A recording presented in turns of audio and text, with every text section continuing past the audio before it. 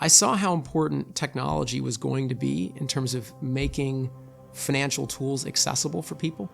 And I was like, okay, I'm not going to spend the next 3 years of my life explaining to people. I'm just going to go try to get started. All right, Mark Straub. Mark Straub, the CEO of Smile ID. Like, I almost had this like pit in my stomach as I was starting, like, this is probably not going to work, but I feel like I got to try to do it anyway. The amount of fraud in Africa continues to grow. It's evolving, and the tactics of fraudsters are changing. I want to do work that's meaningful and that I feel good about day to day, but also looking back when I try to explain to my kids later on what it was that I did or do. Companies need to approach this question with a comprehensive strategy that includes modern technologies like AI. If you really want to do something big and successful and important, there's not really a way to do that without going through an enormous amount of pain.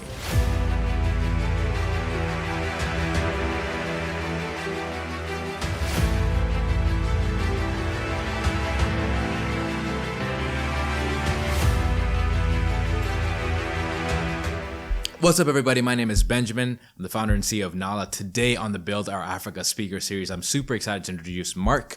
We'll go and learn about his journey from Virginia to London, to journeys and musings around the African continent, to where he's built and founded Smile ID, which is Africa's largest digital ID verification company. So Mark, welcome to the show. Thank you so much for having me. This has been a long time coming. I know. I feel like if I go all the way back, I remember the time we had coffee at Stanford, and we were talking about all the things that could be built. So, yeah.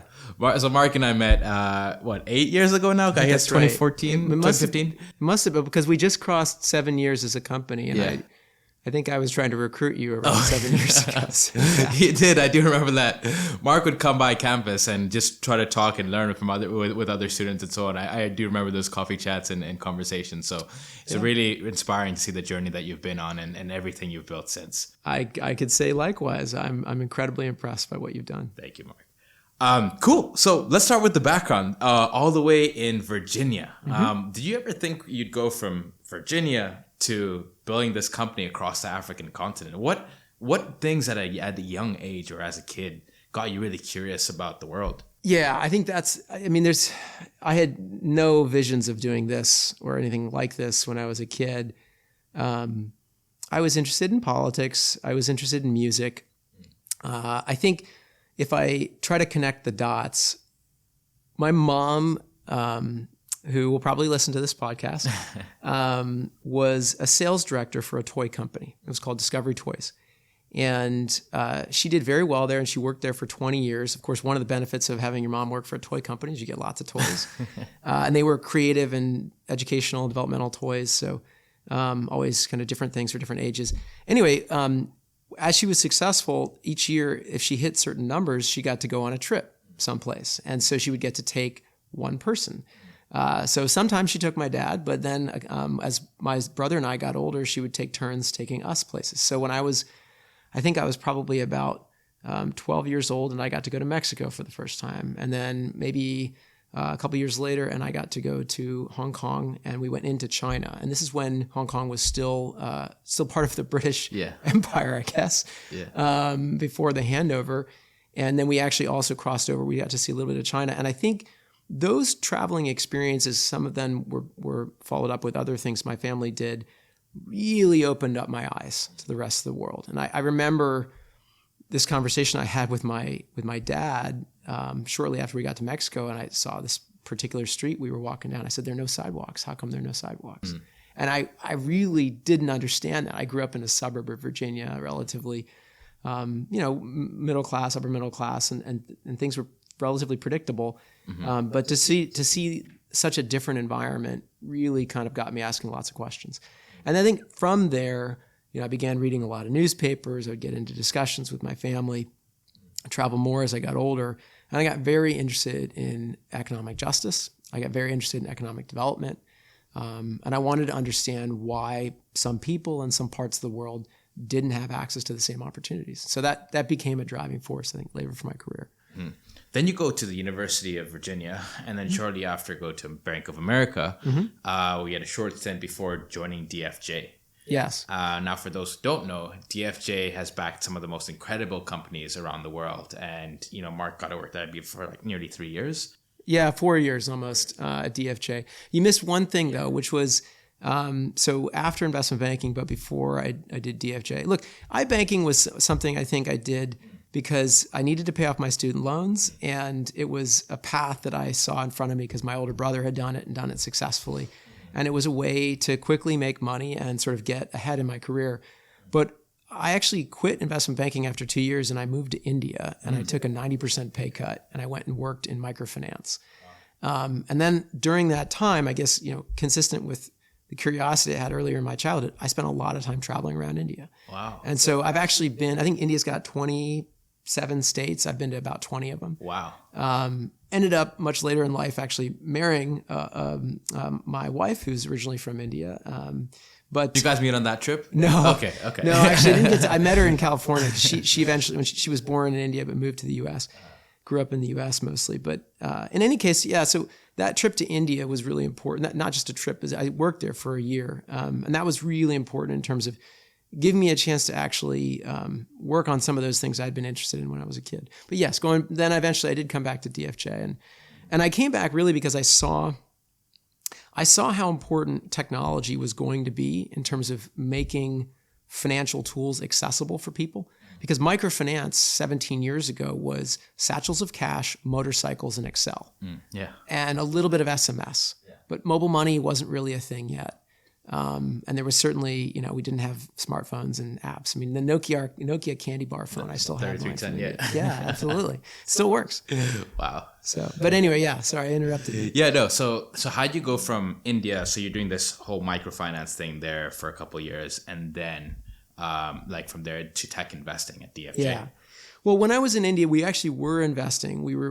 I was part of a very small team. It was run by a number of folks based in Delhi, mostly Indians, and there was one Brit who actually helped put the fund together as well. And we were making investments. They were very small investments, but I learned the basics of term sheets and pre-money and post-money and what those things meant and options. So when I came back to the Bay Area, it was interesting, but even though I was getting my first job in Silicon Valley, investing, I actually came in the door with a lot of these tools. And people joke about it's hard to get into VC. Like, how did you get into VC? I don't know, I was 23 or something. Wow. I said, I got in through the saffron door. I went to India. Right? So, but it was true. I learned the nuts and bolts of kind of investing in India, and then I was able to apply those when I came back. Wow. So tell me about DFJ. So you joined DFJ, where you've gone on to invest into many different companies. They've backed many famous people like Elon Musk.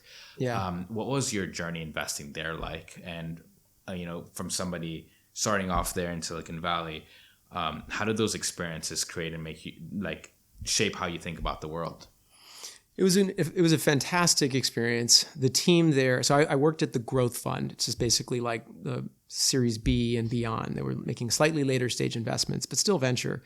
And it was an incredible team. The four partners that I worked for, I think all of them had some entrepreneurial experience of some kind. And I spent a lot of time getting to work under investors who had actually built companies or helped run large companies. And so they really understood not just the kind of the vegetables of venture capital, the cap tables and the valuations and all that, but they understood a lot about how companies actually get built and how they improve or they decline over time, and sort of the human element of it too. So it was incredible, sort of I guess I'd call it kind of a apprenticeship in a way, because VC is kind of an apprenticeship business. And in particular, I worked for a guy named Randy Glein, who eventually was involved in the Elon Musk investment, so Tesla and SpaceX. And Randy just taught me an enormous number of things.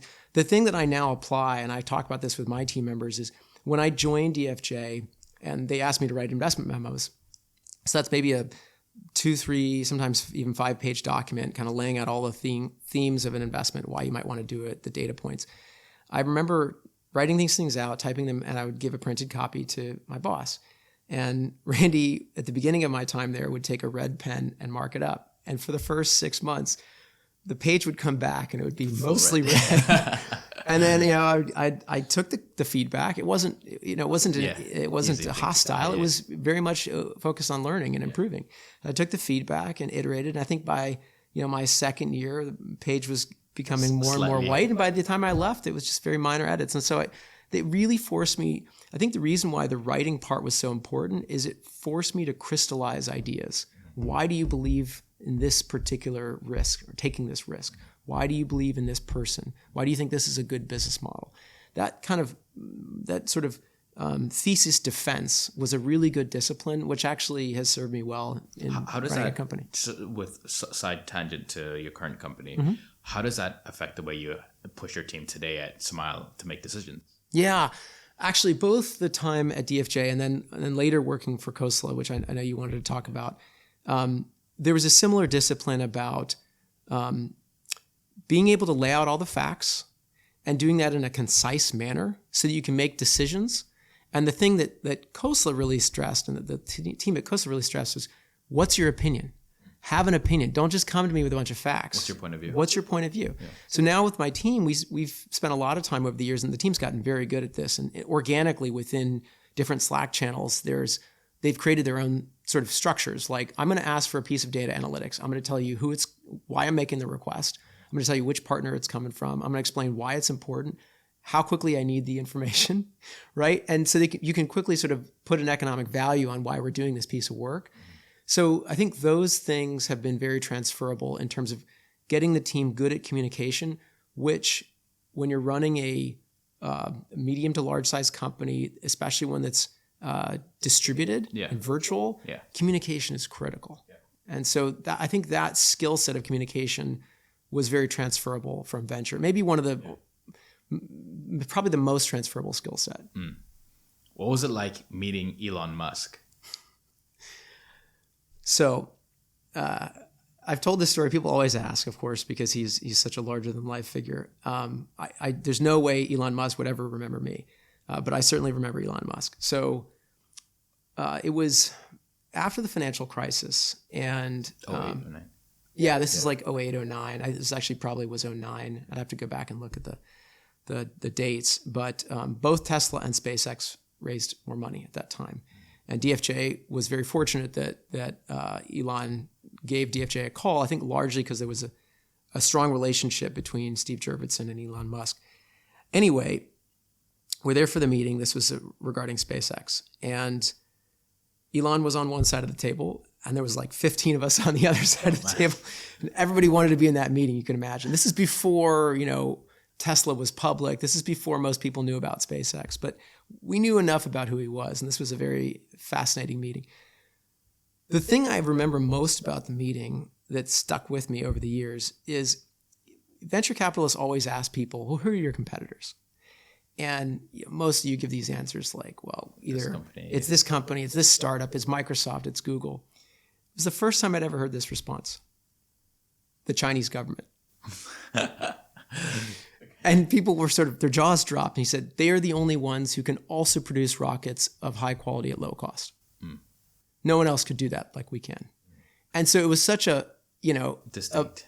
It was such a distinct answer and so mind bending because very few founders think at nation state scale, like, who are my competitors? Well, only a country with 1 billion people. That's my only real competitor. Yeah. Wow. So I think that scale of ambition was something that was, stuck with me. Quite inspiring too. Yeah, very much so. So shortly after DFJ, you went to Khosla Ventures, I guess Khosla Impact as well. Yeah, we set up a fund. Long story short is, I'd had this great experience at DFJ, and I'd learned a ton. But at that time, DFJ began to focus more on the U.S. and on U.S. software. And I really wanted to get back to working on emerging markets. I still had these very strong passions about economic development and justice, and I felt like I wasn't getting to work on that stuff anymore, even though I was getting to work on incredible things. And I had heard that Vinod Khosla, who had invested in another microfinance company at the time I was living and working in India, had made some profits from that company and was going to reinvest them in more things in India and potentially beyond. And so I reached out. I think I've told this story before, but I reached out, cold email, explained sort of in like 3 bullets. You cold emailed Vinod Khosla. I did, yeah. Okay. I sent him an email. I said, I work down the street. I think we actually had met once at a microfinance conference in India. I'm sure he didn't remember, but I'd shaken his hand once, and I said, I think you should hire me to run this fund. And I said, here's reason 1, 2, and 3. And I basically said, I'm the only person who's invested in competing companies with yours 3 times on 2 continents. Okay, wow. Because of the microfinance stuff and some of the things I'd done at DFJ. So interestingly, he responded and said, I'm swamped right now, but I can make time, 2 months from now. Yeah. So we ended up having the meeting, and he did about 9 months of diligence on me. And eventually we did 9 months of diligence on you before bringing you on for one employee. Well, we were setting up a new fund, right? He was hiring me basically to create this new effort, and it was an experiment. And of course, he's busy. He's got 1,000 things he's doing, right? And this was a relatively small new thing. But yeah, we set up a new fund. It was called Khosla Impact. It made eventually 19 investments. We focused on technologies and products that could benefit the bottom half of the world's economic pyramid. So that was a lot of stuff in India. And eventually we started making some investments in Africa. And I had taken a trip to Africa, it's a vacation, when I was living in India in 2007. And I'd gone back for the World Cup in 2010. And I'd traveled a little bit around. I'd been to Mozambique and Kenya. And I had such great experiences. He didn't say Tanzania, but we'll let that slide. I didn't. Well, it took me a while. Slide. I remember the first time I went to Tanzania. Actually, it was after we invested in Kopo Kopo. Okay. And Kopo Kopo was expanding. And so I went down to Tanzania. And I had some fantastic seafood. And I thought maybe I should go back. So, yeah. And I have gone back now many times. Yeah. So what was it like working with Vinod Khosla? He's intense. But he's also incredibly passionate about human potential. He's incredibly passionate about technology and progress. And he is like the patron saint of entrepreneurs. I mean, he is all about the entrepreneur. And I even, during the time I worked with him, I hadn't founded a company yet, right? I hadn't been an entrepreneur yet. He would say things, not directed at me, I think, but just in general, things like, why should that person be on the board of that company? What have they done to justify it, to earn the respect of that founder, to be able to help that founder? Of course, I'm sitting there like my heart's beating. Like, why is he letting me in the room, right? Yeah. But it also, I think, convinced me that if I felt so strongly about some of the opinions I was putting out there about this company or this market, that I needed to put my money where my mouth was, right? My sweat where my mouth was. And so I think that certainly inspired me to want to take the risk to be a founder. But it wasn't until I came upon this particular set of problems and this particular idea that I really got the fire in the belly. But yeah, working with Vinod was definitely sort of it was a place where the compass points towards taking risk and building things that are important, and ultimately backing it up by doing the work. I remember the first time I met Vinod it was like there was this thing at Stanford where 6 students were selected to meet Vinod. So I was like, cool, I've never lived in Silicon Valley. So everybody's like getting ready to go to this thing. I show up in a full suit. Okay? I had a suit, like I think I even had a bow tie, a full suit, and show up there. And all my classmates are looking at me while we're getting to this car to go to see Vinod. And they're all like in chill clothing, like t-shirt, sweatpants, whatever, hoodie. And we get there to his office, and we're sitting at the desk. And there's 6 of us, there's him on the other side, and we're each going to introduce ourselves. And then I say, hey, I'm Benjamin from Tanzania. First thing he says, like, hey, by the way, Mahale, Tanzania is one of my favorite places in the world. And I was like, how does this guy even know where that is? Oh, yeah. I was so impressed. And then he says, second of all, don't ever wear a suit like that ever again when you come to my office. Well, 2 things about him. One, he is incredibly well traveled. He is deeply passionate about the environment. He's traveled around. Obviously, he's done safaris. But the other thing is, I don't think I've ever seen anyone in that building other than people from outside that building wearing ties. Yeah, exactly. So you definitely stood out. Yeah, definitely. And so I was like, oh man, I was so embarrassed. I was like, okay, cool, got it. Like, message delivered. I don't think I've worn, I think that's probably one of the last times I probably wore a tie. I can probably count on my hand how many times I've worn it. It's such a difference, growing up on the East Coast of the United States versus, then I spent a lot of time living on the West Coast. Now I'm here in London, but the dress code is just very different, right? Yeah. And I've noticed that, in Virginia, or if you're in DC or Philly or New York, people are expected to show up in a tie and a suit. And in the West Coast, it's often the most successful person in the room is sometimes the one with the hoodie and the flip-flops. Yeah, exactly. Right? Yeah, They're like the billionaire software entrepreneur. Exactly. So, it's definitely a different lifestyle.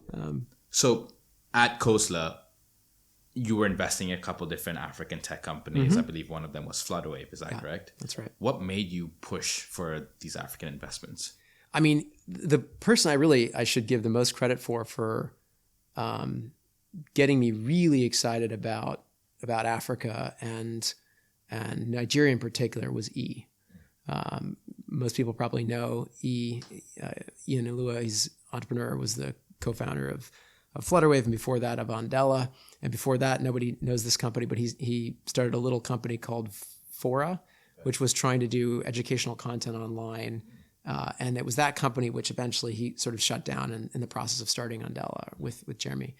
So I met him when he was doing Fora. Okay, wow. And I sort of watched that entrepreneurial journey. And by the time that we had a chance to invest in Andela, and we passed. And it was actually a really big debate between myself and the other people who were looking at the deal inside Khosla. And I really wanted to do it. And I had some folks on the other side who thought, at the time it was Jeremy came to meet with us. He wasn't there. And so it was kind of like, this guy is going to build this company in Nigeria. Does he really know Nigeria? And like all these questions. And of course there's a lot of experience from India there. And some people were saying, what about Wipro? What about Infosys? Like these companies are going to crush and I think the fundamental truth of that idea, the Andela idea, which I think applies to many other opportunities that founders across Africa can take advantage of, is they identified this core economic mismatch, it's inefficiency, which is you got 100,000 open software engineering positions in the United States, paying $100,000 a year at least,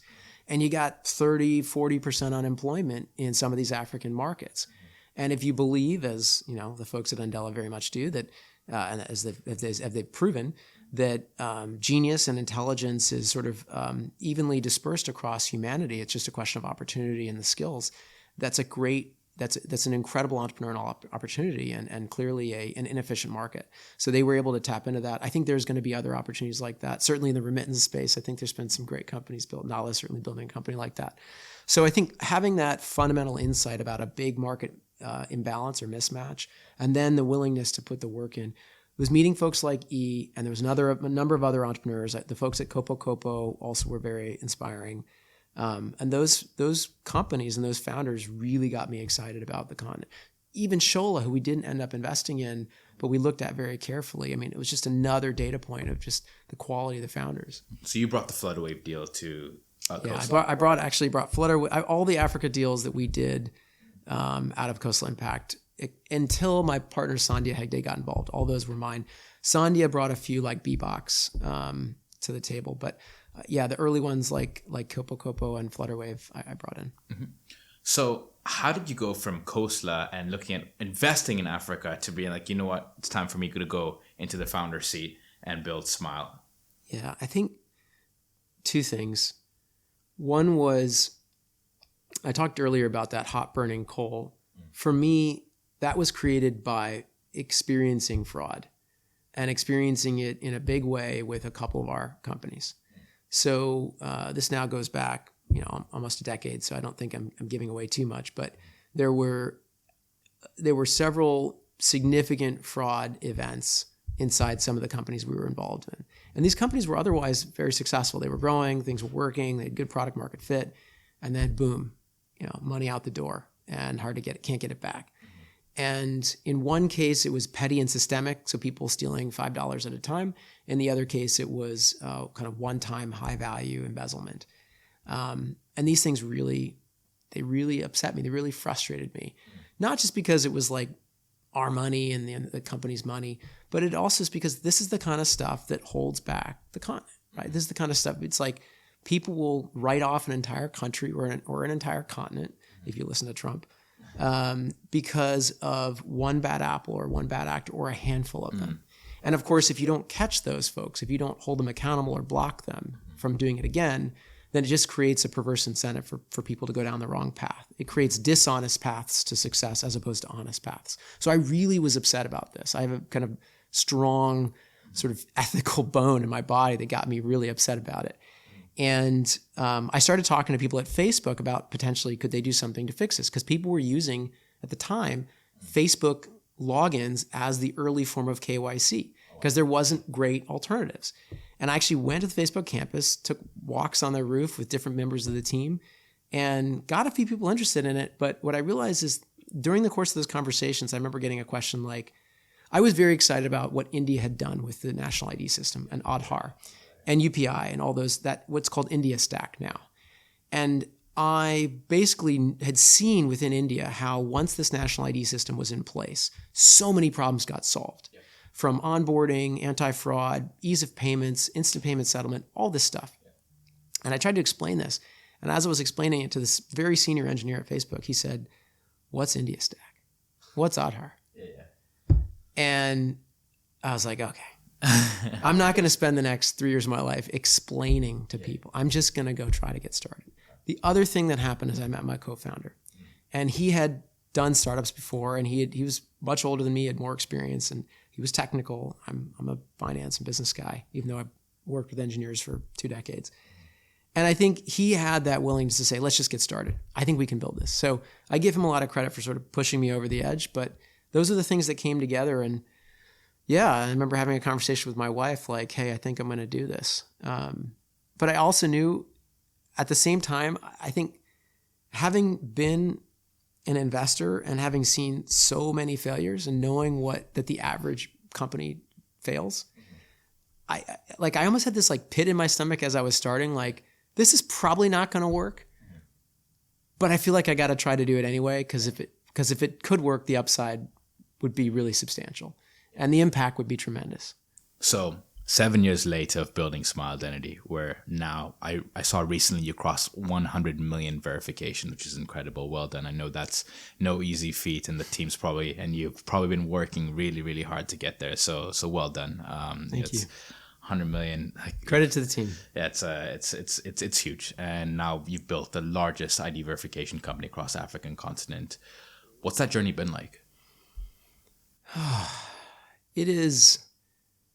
It's like a series of sprints that end up becoming just a marathon of sprints over time. And I think as you're trying to build, you're out there among the waves because the market changes and the economy changes and policies change.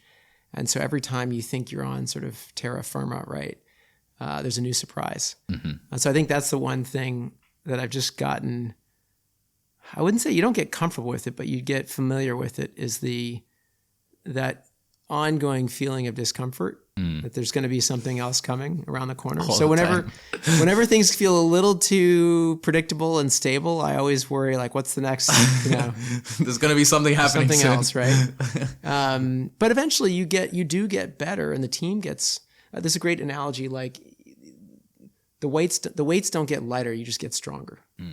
So we get better and better at now anticipating some of the kinds of things that could happen and putting in, whether it's on the product or the integration side, policy side, putting in more and more layers of policy sounds like a bad word, but it's basically like habits. You start putting in habits so that people know that if this kind of thing happens, like, here's the next thing to do. And if you get a question like this, here's a tool you can use to answer the question. And as you build those habits and those tools, the team is able to just take on more and more complexity. So that's been, I think, the most rewarding part of the journey, in spite of the stormy seas that always seem to be on the horizon. So how many countries can I do verifications in now on Smile Identity? You can do verification in over 225 countries, the entire world. So we now have products that cover the globe. Obviously, our focus is still Africa. Continent, yeah. And within Africa, we have at least 3 ID types that we can verify across every African country. And then within a smaller number of countries, we can actually query data against the local ID authorities. So in those, what sort of markets do you have that available in? Yeah, so across Africa, we can do what's called document verification. So verifying a selfie versus a document, checking the security features on the document, reading the document with OCR or optical character reading, and then also doing a liveness check on the person's selfie. And then within a smaller number of markets, 6 countries, we can query either a national ID system directly or a driver's license system or a voter ID system or a bank account system. So we have even deeper verifications we can do in Nigeria, South Africa, Ghana, Kenya, Uganda, and we just launched mobile money account verification in Zambia. Nice. So as you go and try to lock in these partnerships, I'm guessing there's a lot of government interaction, and maybe like to get, let's say, national ID access or approvals to validate like BVN numbers or national ID numbers in certain countries. Given that you've done this in so many countries today in Africa, what's the one thing you wish most governments would see that maybe they don't right up front? I think what there's always a small contingent within the government that gets it. And it's usually the people actually working on the ID system, right? You're preaching to the choir when you go meet with them. And you say, hey, we would like to use this API. We would like to integrate. We would like to put around it this consent layer. We think this could help with all kinds of things, inclusion, cutting down on fraud, giving you an audit trail, telling you how your system's performing, even attracting investment. And that story actually mostly resonates, not all the time, but mostly resonates with the people who are running the ID systems. But they often are very resource constrained. So they don't always have money to invest in new servers so that their API doesn't always go down. And this is the biggest complaint we get from some of our customers is, this ID system's down, that ID system's down. And it's not that Smile ID is down, but the underlying source of truth we might try to be querying in that moment may be offline. Sometimes it's for 2 seconds, sometimes it's 2 minutes, sometimes it's 2 hours. So we put in place things like auto queues and retries and all kinds of tools to try to improve performance. We even have multiple API points, sometimes to different databases within the same country, in order to give customers the best possible chance of having success. But I wish those government officials had access to more resources. I wish more governments took the time and energy to say, this is important. This is like a bridge. We think infrastructure is important. Infrastructure is not just bridges and schools and airports. It's also digital infrastructure. And it's not just fiber optic cables for connectivity. It's also APIs for people to be able to verify data. And so I saw recently that you guys shipped Smile ID links where you can do validations, and now you have global AML checks as well. And so there's a lot of features and functions that have increased the value of what you're contributing to, like ID verification, not just a random quick ID check, but these value add features. How do you think about that from a product perspective, and why do you think it was important to prioritize those? Yeah, we had so many people using the core product, so using our APIs to be able to verify, ID numbers in Nigeria or in South Africa or in Kenya. But it's actually the corner cases where we get lots of questions like, hey, I want to try something out in Uganda. Hey, I want to add AML checks to 20% of my verifications, whenever the verification has the following criteria. So being able to give our customers the tools to be able to do very specific things in a handful of markets, not just one market, and to be able to try those things out without having to write a lot of code. So you mentioned Smile Links. It's a no-code solution. So if you have a Smile ID account, you can go into the portal, you can click on Smile Links, and with about 3 or 4 clicks, you can create a full onboarding experience for any of the countries that we support, for any of the ID types that we support, for any of the verification methods we support. So you can actually launch product, let's say, in DRC or in France or in India, and you can do that in a couple of minutes. And you can actually create these fully hosted onboarding experiences without having to write a single line of code. Now, most people look and decide on different, I've talked to many founders, they're pressured by their investors to make unit economics look really good and like increase gross margins consistently. And as they're deciding on their KYC provider, sometimes they might opt for the cheapest solution, which maybe not all the time is Smile Identity, but in some cases could be. And what's your thoughts on that while people have to make those difficult decisions as founders? Of course, they want the best thing for their customer, but maybe they don't have the financial resources to be able to afford it initially. Like, what framing would you think? Yeah, I think that the mistake people think is that the only price or the only cost that matters is the price you're paying, let's say, for your KYC check. In reality, it's the total cost of onboarding you should be thinking about, including your cost of acquisition. So we spend a lot of time looking at what we call pass rates. Basically, the percentage of people who attempt a verification or an onboarding that actually get through the verification, they don't get rejected for some reason, right? And what we're able to see is that for our best customers, they're getting pass rates, 75, 80, 85, sometimes even 90%. Well, that's really good because it means that all those customers that they paid marketing dollars for are actually now turning into real customers, as opposed to losing a third of them or half of them at the KYC check. Because if you're spending, let's say you're spending less money per KYC check, but you're only getting half the users through the door, you're actually doubling your KYC costs for every real user, and you're losing the marketing dollars that you're spending for all those customers that don't get through the door.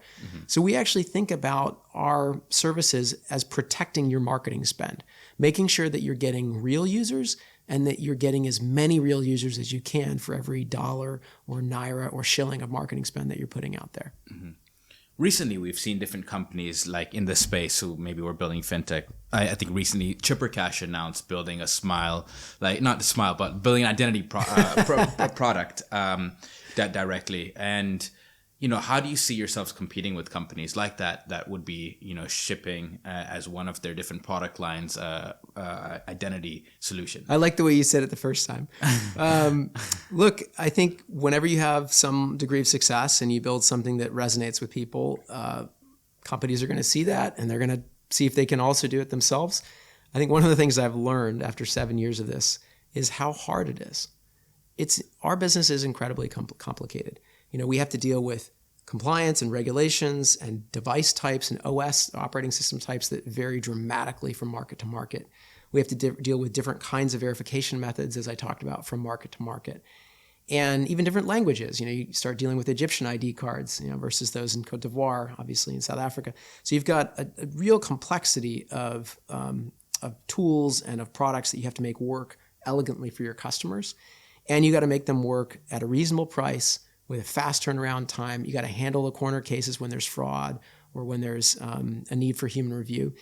And I guess it would be, I think, I can't imagine trying to run a consumer business at the same time I'm running a B2B business, as a non-public company, right? As a non-billion-dollar company or multi-billion-dollar company. I think it's just very difficult to do that well. And I think one of the things that we pride ourselves on is we're very aligned with our customers because we're not also trying to do lending or also trying to do a business that they're in.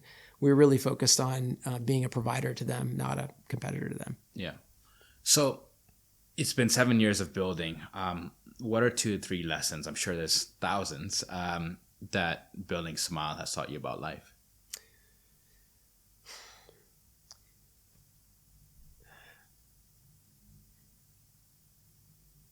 Other people's experience may be different, but I think my experience has reinforced this idea that if you really want to do something big and successful and important, there's not really a way to do that without going through an enormous amount of pain. I think I talked to one founder who said something like, if you want to make $1 million, be prepared to suffer $1 million worth of pain. So, and I think, I don't mean this, I don't want to dismiss people who are going through other types of pain, whether it's, actual pain of losing family members or of medical afflictions. But I do mean just that the day in, day out grind mentally and physically on your health, on your relationships, on the time that you sacrifice from other things that you might be doing is real. And it builds up over time, especially if you're doing something or if you anticipate doing something for a long period of time. So I think I now appreciate sort of the full cost of trying to be successful. And that's something that I think founders, when they look back, they always say, well, if I knew it was going to be this hard, I don't know if I would have done it. I think the NVIDIA founder was famous this past year for saying, oh, I wouldn't have done it again, even though he's got one of the most successful companies in the world. I don't know if I would say that. I'm really glad that I started the company. I think we've had, certainly we're beginning to have some of the impact that we aspired to have. I think there's certainly things I wish I'd done differently, right? And I think any founder, we were talking about this before the break, right? Like, how many mistakes did you make, and like, which ones were the most expensive? And hopefully those most expensive ones aren't fatal.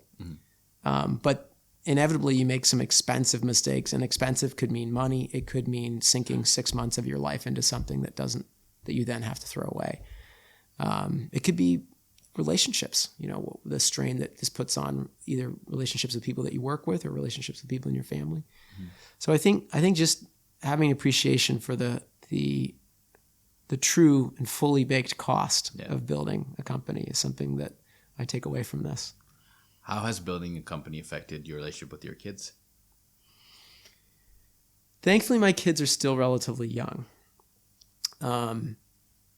But certainly, I think any founder with kids has had that moment when, their kid says something like, Dada, why are you working still? Or Dada, like, why are you looking at your phone? Right. And you try to minimize those. You try to carve out time. I think it's definitely made me try to be more intentional with the time that I have. And, that means like there's not lots of time for sort of vibes. I just don't have much of a social life these days. I don't watch that much TV. It's hard even to get enough time to read a book in a sustained period of time. I do a lot of Audible, right? So it's just forced me to be very realistic about time. And you do, in the middle of all that, have to make sure you maintain your health and take care of yourself, because it's actually, I think the other thing about doing this over long periods of time is that you realize you have to manage not just your time, but your energy. Because you can have a full calendar, you can have it all laid out, but if you show up for meetings and you're just low energy, or if you show up at home and you're low energy, right, that time's not very viable. So I actually probably shortly after the Series B, I just started trying to prioritize like exercise and eating well again. And I'm starting to feel like I'm kind of getting back on good habits. Yeah. But it's not always, it's hard to be consistent. Yeah. So your wife has seen you go through all these challenges. How long have you been married? It'll be 8 years in April. So your wife's been there before. So basically, you basically have like 3 kids. It's almost like our relationship as married couple has spanned the length and the life of our startup. Yeah. So she's seen you go through all these challenges. Well, and not only she's seen it. I mean, she also was. There was a period of time before we did the Series A that I was paying myself very little, and she was essentially the breadwinner in the family, and we were able to, have a sort of sustainable life because of her income and her own career. If your wife was here in the room today, what would you tell her?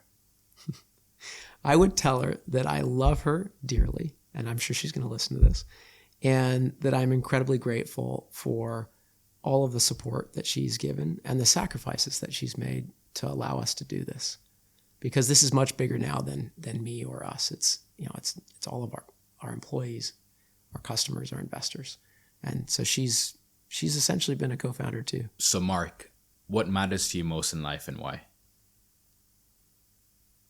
I want to do work that's meaningful and that I feel good about day to day, but also looking back, when I try to explain to my kids later on what it was that I did or do. And I want to do it with people that I can learn from and that I enjoy spending time with. I think that's what's most important in my day-to-day and when I think about how I spend my time over the course of my life.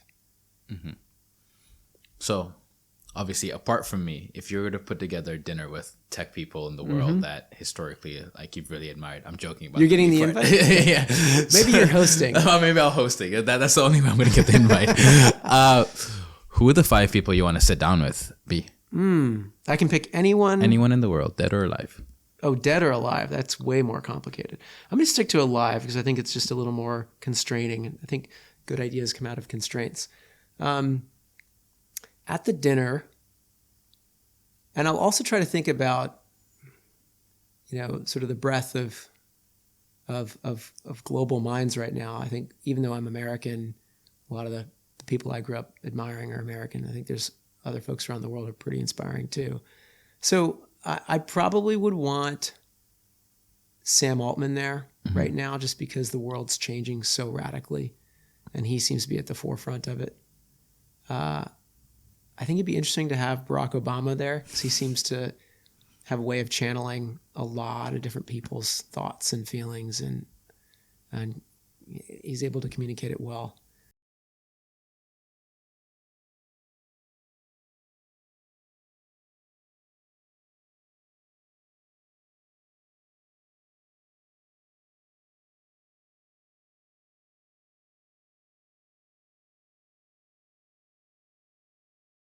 Be so hard. Met so many people. I think just to keep things interesting, and also to have some perspective from the African continent. I think Ngozi Okonjo, the economist, would be a nice addition to the table. And maybe somebody who knows something about wine. to balance it all out. Yeah, maybe we'll find a good sommelier just to keep things interesting. Nice. Mark, you talk a lot about identity, and it's, especially as the world's evolved, it's a big question that everybody has. Recently, I had this video where we discussed earlier about my identity, and am I African, am I Indian, what am I? And one of the questions I would love Tanzania, I think. Right? Yeah, exactly. One of the questions I'd love to understand for you is, you're American working across the African continent. Do you face any challenges with that? And how do you tie those two things together? Yeah. It would be, I think the only realistic and honest thing to say is that there's obviously some tremendous advantages I have. White male American, I think we all know that. There's enough historical things that make that obvious and unfortunately true.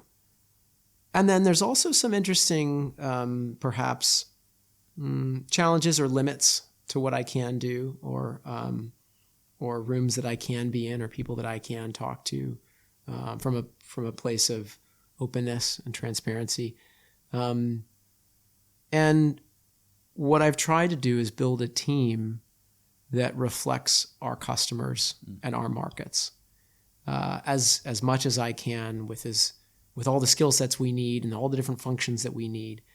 And, so we have a team, I think, that probably speaks 10 languages. It ebbs and flows with different folks, but and comes from,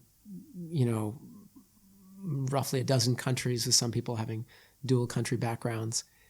And I think that's allowed us to take advantage of the strengths that I can bring from my experience in Silicon Valley, from the work I've done in many different markets, because I have in some ways unique experience of having worked in many different countries, and some folks who come from one market maybe have not had that exposure. And then also take advantage of the local know-how, the local market understanding, the nuances of customer needs and experiences, and also being able to align with policymakers, regulators in the markets that we operate in. I think maybe just the silver lining to this is that I have been very pleasantly surprised that when it happens organically over a period of time, and when the introductions have been made by generally, people who are local to a market from my team, and maybe, let's say, policymakers who are local to that market, And then eventually we have a chance to sit down and to talk about what their goals are, what their objectives are for inclusion, for compliance, for security, for safety, for consent. And we're able to show what we're doing from a product standpoint, from an inclusion standpoint, from a data and insights standpoint. I think we've been able to show that actually we have a lot of things in common and that our objectives are very similar, even if our backgrounds are quite different. But it does take time to have those conversations, and it's hard to do on a 15-minute Zoom call. It's much easier to do when you're at a table with some numbers and some shared understanding of what you're trying to achieve. So where do you see Smile Identity in the next 5 to 10 years? Well, we just crossed 100 million verifications, but that's 1/15 really the population of the African continent. And we've really just been mostly doing onboarding up until now. And as we talk about in the report, a lot of the activity online is now shifting to its transactions, its payments, its high value changes to your account, like adding somebody as a account holder or as a signatory. And so there is much more to be done, not just in terms of onboarding, the rest of the African continent into digital tools and services, but also securing and safeguarding all those transactions that are happening throughout people's daily lives. And that's only going to happen more and more as we do more e-commerce, as we do more digital transactions, just going about our business. So we think that the work that we've done around digital identity will actually have a lot of impact in more stages of the user journey beyond onboarding. Basically, Mark said he's becoming a payments company over time, which is really exciting. Actually, well, so I think there's one important thing. We're not interested in competing with our customers. I said that earlier. I think it's really important, which means that we don't plan on launching standalone payment services that are going to compete with some of the companies we talked about. What we are going to do, and what we're already doing, is enabling our tools to be attached to a payment. And so that will allow you to safeguard a transaction, maybe by asking a user to do something that helps you confirm that payment. Nice. Well, I mean, that's really exciting. Like I think, as I always say, payments across the African continent are 1% built. And I think there's so much more that needs to be built just in that journey, but also to protect the customer's finances and validate that these are actual transactions that are happening. And so I'm really excited about that evolvement of the business. Thank you. We would love to be a provider to all the payments companies, including Nala. Soon. Cool. Well, I do have a final quick fire round of questions here. Okay. Given now you live in England now, so sports is a big thing. Yes. You went to your first Premier League game. Actually, my second, but yes. But I'm still a newbie. Okay. Have you picked a team yet? Everybody asks me this. I think I still feel some allegiance to Arsenal because it was my first one. Oh my goodness. I know. All the Chelsea fans, including people on my own team, are hating me for this. But I did go to my first Chelsea match recently. Okay. So I feel like I've atoned. Did you wear the Arsenal jersey at the Chelsea match? No, of course. No. I was warned. It said on the ticket, do not wear. Yes. So we read the instructions. Nice.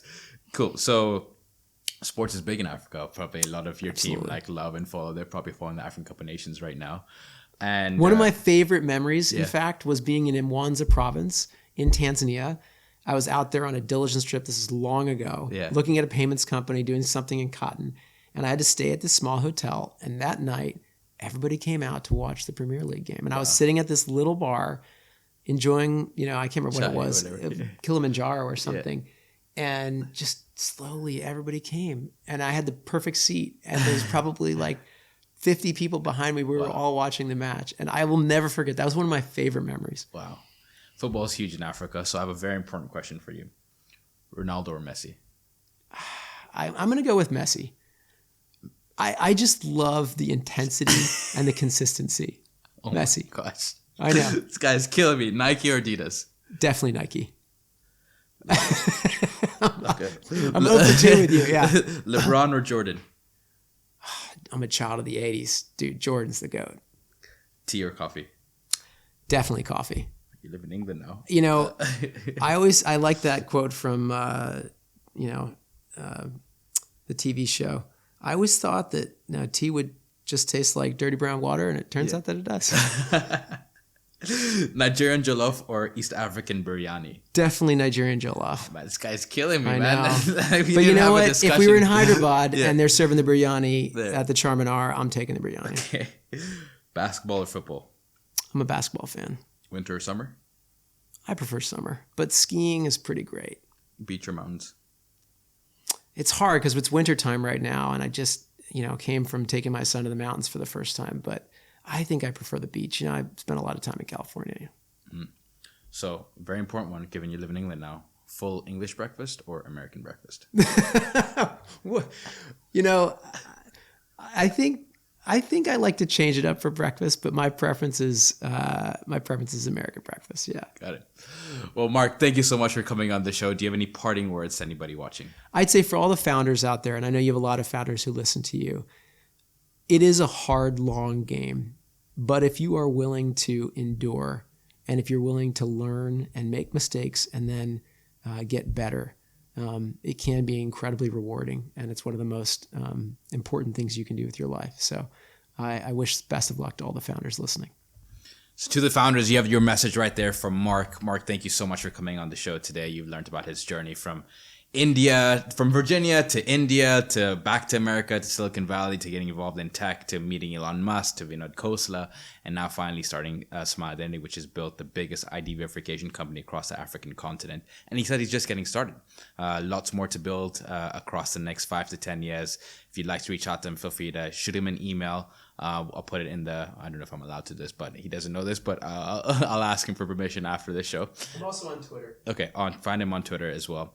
But yeah, if you have any questions or follow-ups, feel free to reach out directly. And if you are watching this and looking at connecting to Smile Identity, they have enterprise solutions that can enable you in multiple countries at once. So feel free to reach out to them directly. Thank you so much, and we'll see you on the next episode.